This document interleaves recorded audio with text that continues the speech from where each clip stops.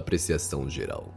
Todos nós, embora na maior parte não tenhamos dado por isso, vivemos no seio de um vasto, invisível e populoso mundo. Quando dormimos ou quando no estado de êxtase, os nossos sentidos físicos entram momentaneamente num estado de inação. Podemos até certo ponto ter a consciência desse mundo e muitas vezes acontece trazermos, ao despertar, recordações mais ou menos vagas do que lá vimos e ouvimos. Quando, por ocasião dessa transição a que vulgarmente chamamos morte, o homem se despoja totalmente do corpo físico, é nesse mundo invisível que ele ingressa e lá fica vivendo durante os longos séculos que medeiam entre as suas encarnações nessa existência terrestre. A maior parte desses longos períodos, a sua quase totalidade mesmo, é passada no mundo céu ou Devachan. O presente trabalho é dedicado à parte inferior desse mundo invisível, ao estado em que o homem ingressa imediatamente após a morte, o Hades, ou mundo inferior que dos gregos, o purgatório ou etapa intermédia dos cristãos, e que os alquimistas da Idade Média chamavam plano astral, entre aspas. O objetivo desse manual é colher e tornar compreensíveis todos os elementos referentes a essa interessantíssima região, elementos que se acham disseminados um pouco arbitrariamente por toda a literatura teosófica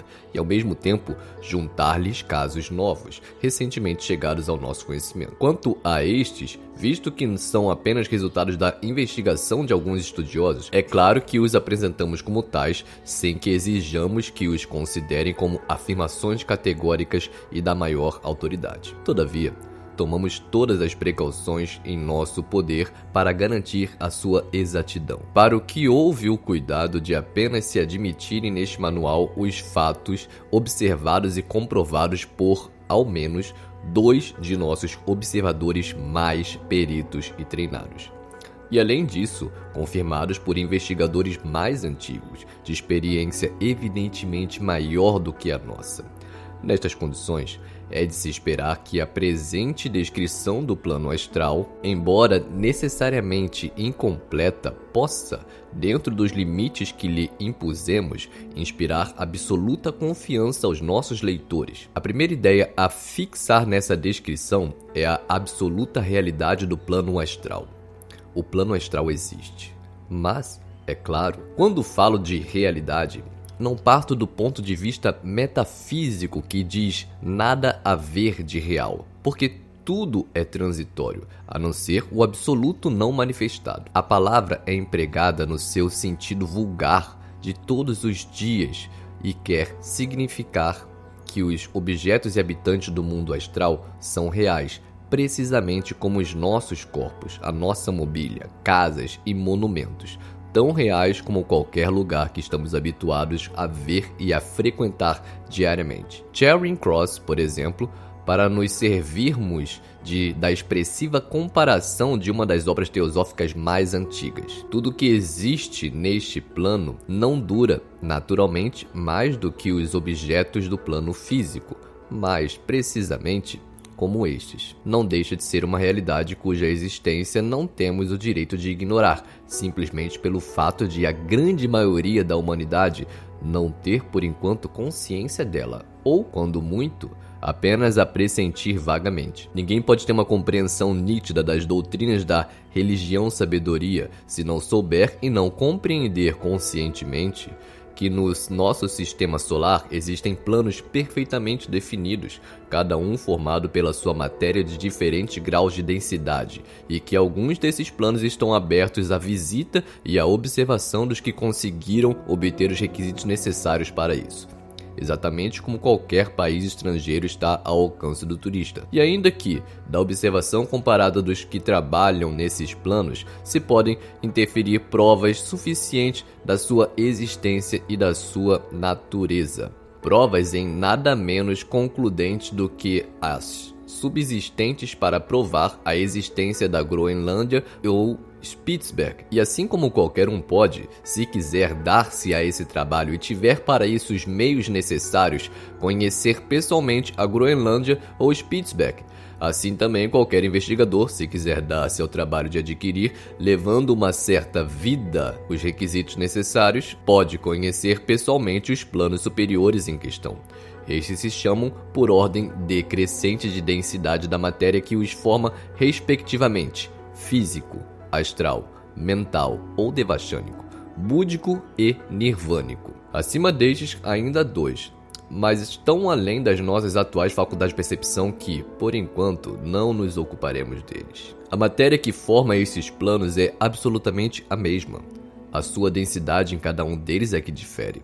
É como se houvesse um formato de água-gelo, outro de água-líquido, outro de água-vapor, etc. E realmente os estados de matéria, a que chamamos sólido, líquido e gasoso, não são mais do que as 3 subdivisões inferiores da matéria pertencentes ao plano físico. É matéria ainda mais rarefeita a que forma os outros, mas, na essência, é a mesma matéria. A região astral, que vou tentar descrever, forma o segundo destes grandes planos da natureza, o imediatamente superior, entre parênteses, ou interior, a este mundo físico tão conhecido de nós todos e onde vivemos. Tem-se-lhe chamado, abre aspas, o reino da ilusão, fecha aspas.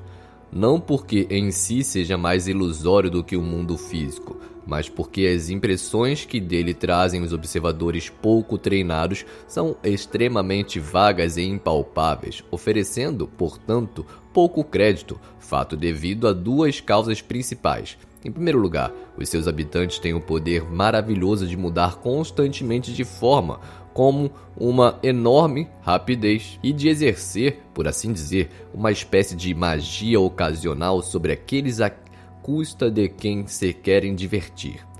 E, em segundo lugar, a faculdade de ver esse plano é muito diferente da faculdade visual que nos é dada no plano físico.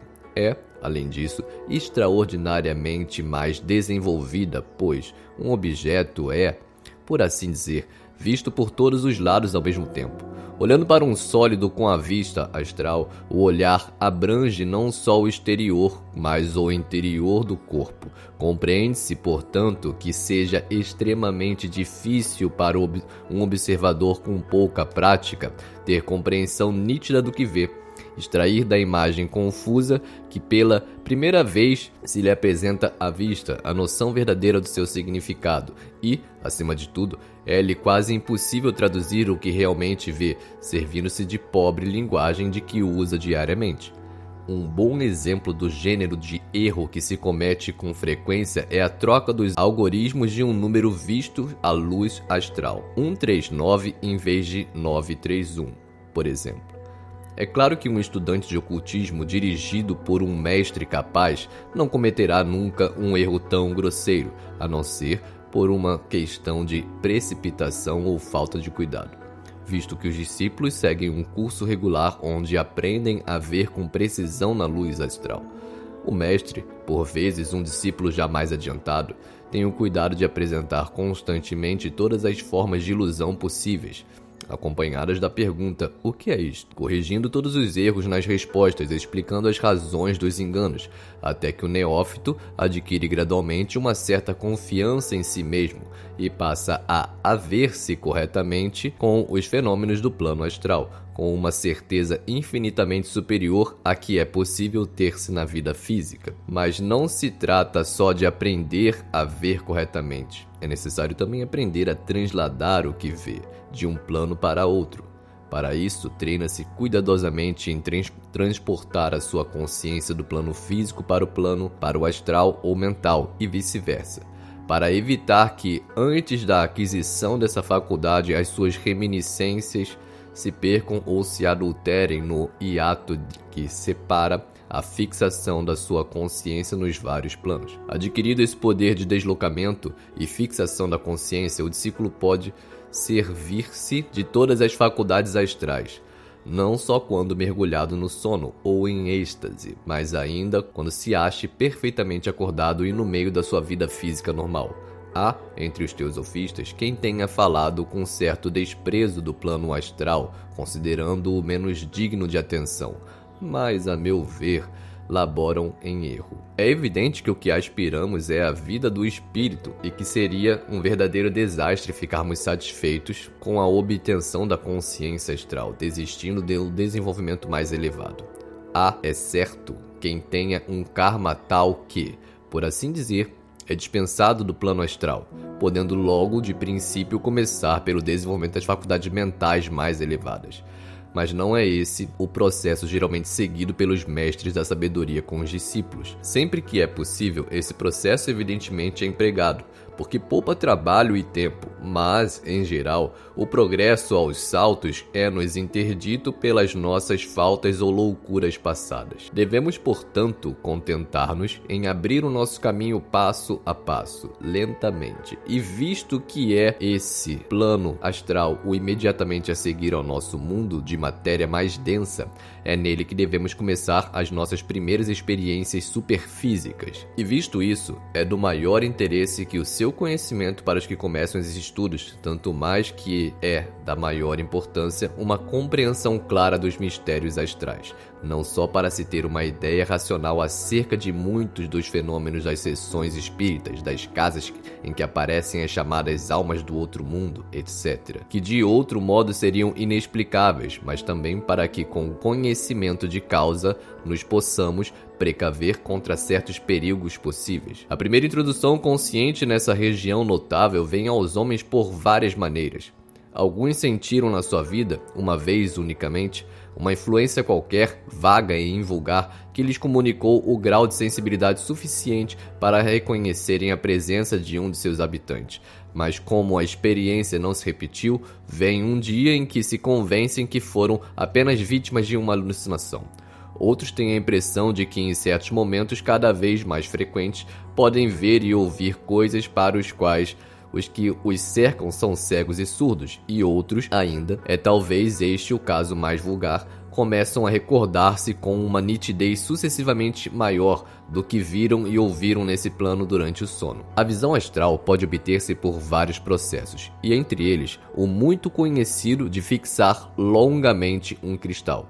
É este um dos processos seguidos por muitos que se dedicam isoladamente a estes estudos. Mas os que possuem a inigualável vantagem da direção de um mestre experimentado são geralmente transportados a esse plano pela primeira vez, graças à sua percepção especial que se manifestará até que um certo número de provas convençam o mestre de que o discípulo está em condições de seguir desacompanhado, isto é, está à prova dos perigos ou terrores que com toda a probabilidade encontrará no seu caminho. Mas seja como for, não resta a menor dúvida de que o primeiro momento em que o homem adquire a consciência clara e indubitável de que vive no meio de um vasto mundo repleto de vida exuberante, que a maior parte dos seus semelhantes não presente deve marcar na sua existência uma época memorável e de grande influência do seu futuro.